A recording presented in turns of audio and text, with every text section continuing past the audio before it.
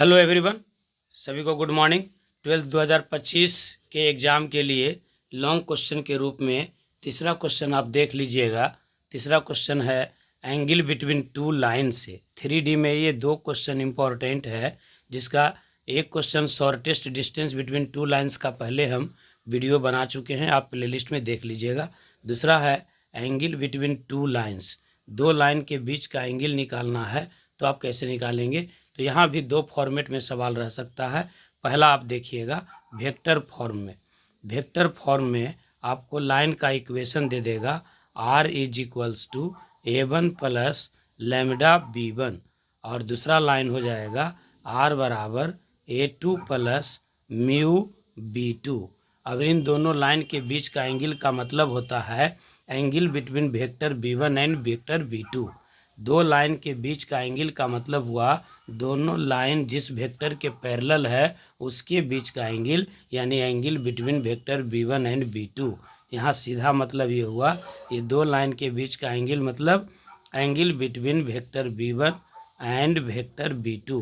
और दो लाइन के बीच का एंगल निकालने के लिए आप क्या फॉर्मूला यूज करते हैं, डॉट प्रोडक्ट, यानी b1 डॉट b2 बराबर होगा b1 का मैग्नीट्यूड इंटू b2 का मैग्नीट्यूड इंटू कॉस थीटा, यानी कॉस थीटा बराबर हो जाएगा b1 डॉट b2 बटा b1 का मैग्नीट्यूड इंटू b2 का मैग्नीट्यूड। क्लियर है बात। आइए एक सवाल से देखते हैं। हाँ, तो क्वेश्चन आपके बीच है find the angle between the lines r बराबर 3i plus 2j minus 4k plus lambda into I plus 2j plus 2k and r बराबर 5i minus 2j plus mu into 3i plus 2j plus 6k। अभी आपको बताए थे कि angle between two lines का मतलब होगा एंगल बिटवीन टू वेक्टर्स। तो यहाँ वेक्टर बनाएंगे आप b1 और b2, पहले लाइन से वेक्टर b1, दूसरे लाइन से वेक्टर b2। तो आइए वेक्टर b1 देखते हैं। वेक्टर b1 बराबर होगा i plus 2j plus 2k। Vector b2 बराबर हो जाएगा 3i plus 2j plus 6k। बहुत आसान है, पहले आप निकाल लीजिए b1 डॉट b2। तो b1 डॉट b2 यानी दो वेक्टर का डॉट प्रोडक्ट, तो हो जाएगा 1 गुना 3 जोड़ 2 गुना 2 प्लस 2 गुना 6। ध्यान दीजिएगा, कैलकुलेशन बढ़िया होनी चाहिए। तो ये हो जाएगा आपका 12 और 4 16 और 3 19। b1 डॉट b2 हो गया 19। अब निकालेंगे हम b1 का मैग्नीट्यूड। तो b1 का मैग्नीट्यूड हो जाएगा 1 का स्क्वायर जोड़ 2 का स्क्वायर जोड़ 2 का स्क्वायर, यानी 4 4 8 1 9 का वर्गमूल 3। और अब निकाल देंगे वेक्टर b2 का मैग्नीट्यूड। ये हो जाएगा 3 का स्क्वायर जोड़ 2 का स्क्वायर जोड़ 6 का स्क्वायर, तो 36 4 40 9 49 का वर्गमूल हो जाएगा 7। तब यहाँ से आप निकालेंगे कि कॉस थीटा बराबर होगा b1 डॉट b2 बटा b1 का मैग्नीट्यूड इंटू b2 का मैग्नीट्यूड, यानी कॉस थीटा बराबर हो जाएगा b1 डॉट b2 हो गया था 19, और ये हो जाएगा 7 तिहाई 21, यानी थीटा बराबर होगा कॉस इनवर्स 19 बटा 21। यही आंसर हो गया। कितना आसान है देखिए, एकदम आसान है। जॉली मूड में रहना है और कोई प्रेशर नहीं लेना है। सब लॉन्ग क्वेश्चन अभी यहाँ पर हम बताएंगे 1 बाय 1। तो ये हो गया आपका वेक्टर इक्वेशन। जब दिया हुआ रहेगा तो दो लाइन के बीच का एंगल कैसे निकालेंगे। अब हम आपको बताएंगे कि अगर कार्टेशियन इक्वेशन दिया हुआ रहे तब दो लाइन के बीच का एंगल कैसे निकालेंगे। कार्टेशियन फॉर्म में इक्वेशन का फॉर्मेट क्या दिया हुआ रहेगा, x माइनस x1 बटा a1 बराबर y माइनस y1 बटा b1 बराबर z माइनस z1 बटा c1। और दूसरा लाइन क्या दिया हुआ रहेगा, x माइनस x2 बटा a2 बराबर y माइनस y2 बटा b2 बराबर z माइनस z1 z2 और बटा c2। यहाँ भी आप क्या करेंगे, एक वेक्टर बना लेंगे b1 वेक्टर आपका क्या बन जाएगा। तो पहले लाइन के जो नीचे में लिखा हुआ है ध्यान दीजिएगा, ये हो जाएगा a1i plus b1j plus c1k, और दूसरा वेक्टर हो जाएगा b2 बराबर A2i plus B2j plus C2k, ये दूसरा लाइन के नीचे वाला। और फिर वही फॉर्मूला यूज कर लेंगे, cos थीटा बराबर होगा B1 डॉट B2 बटा B1 का मैग्नीट्यूड इंटू B2 का मैग्नीट्यूड। एक सवाल से देखिए, ज़्यादा क्लियर हो जाएगा। देखिए क्वेश्चन है find the angle between the lines x plus 3/3 बराबर y माइनस 1/5 बराबर z plus 3/4 and x plus 1/1 बराबर y माइनस 4/1 बराबर z माइनस 5/2। अब यहाँ पॉइंट से कुछ मतलब नहीं है, ऊपर वाला से कुछ मतलब नहीं है, लेकिन स्टैंडर्ड फॉर्म में होना चाहिए। तो चलिए सबसे पहले हम लिखते हैं वेक्टर b1। तो वेक्टर b1 बराबर होगा 3i प्लस 5j अब प्लस 4k, ये या 3i plus 5j plus 4k। और वेक्टर b2 बराबर हो जाएगा i प्लस j अब प्लस 2k। तो आप क्या करेंगे भाई, b1 डॉट b2 निकालेंगे पहले, b1 डॉट b2 निकालेंगे।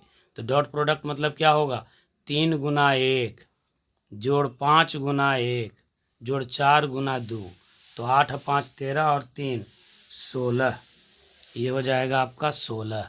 अब आप निकाल दीजिए b1 का मैग्नीट्यूड। तो b1 का मैग्नीट्यूड क्या हो जाएगा, 3 का स्क्वायर 9, 5 का स्क्वायर 25, 4 का स्क्वायर 16, 16 9 25 25 50, रूट 50 को आप क्या लिख दीजिएगा, 5 रूट 2, 5 पचे 25 दूनी 50। अब निकाल लीजिए b2 का मैग्नीट्यूड।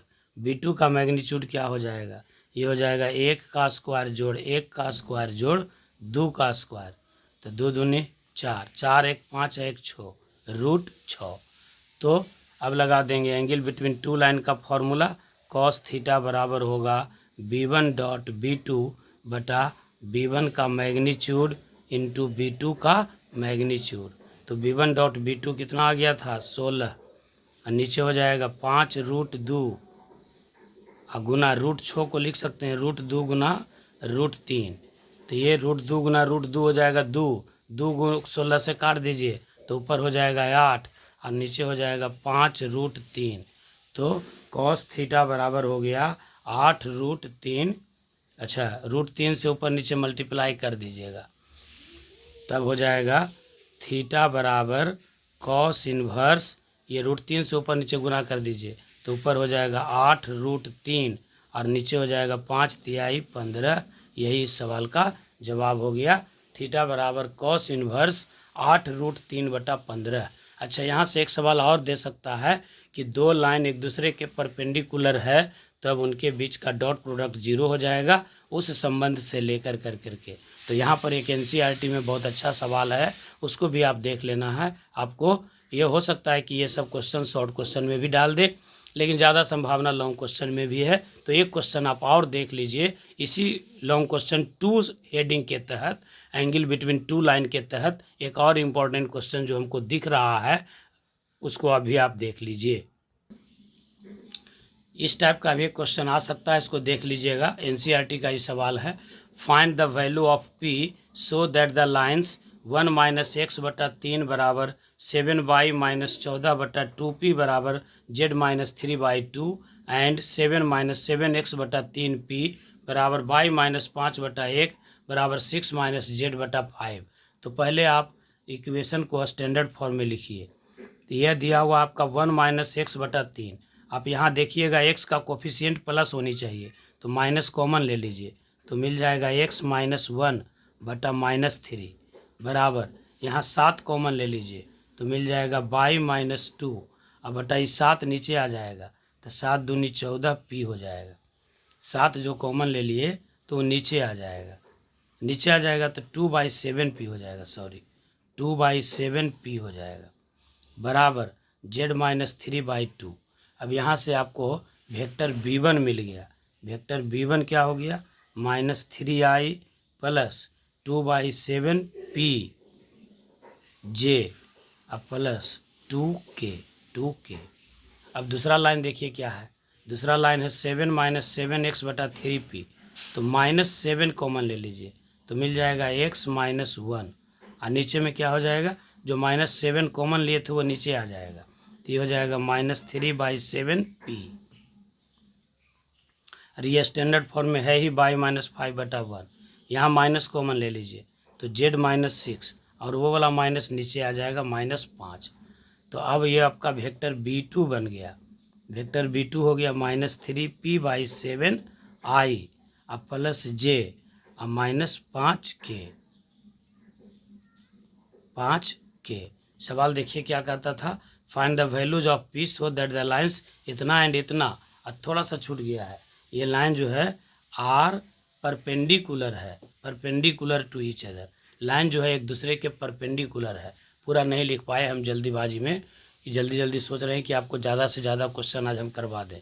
तो चूंकि दोनों लाइन एक दूसरे का परपेंडिकुलर है, लिखेंगे since the lines are perpendicular, इसका मतलब b1.b2 बराबर होनी चाहिए 0।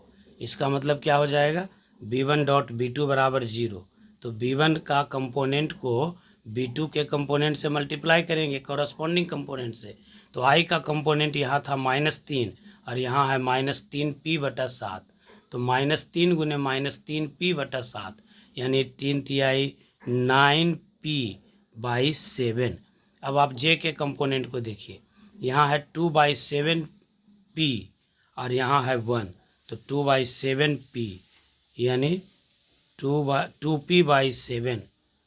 अब k का कंपोनेंट देखिए, k का कंपोनेंट है यहाँ 2 और यहाँ पर k का कंपोनेंट है -5, तो 5 दूनी 10, वो भी माइनस में, बराबर क्या होना चाहिए 0, चूँकि दोनों लाइन एक दूसरे के परपेंडिकुलर है।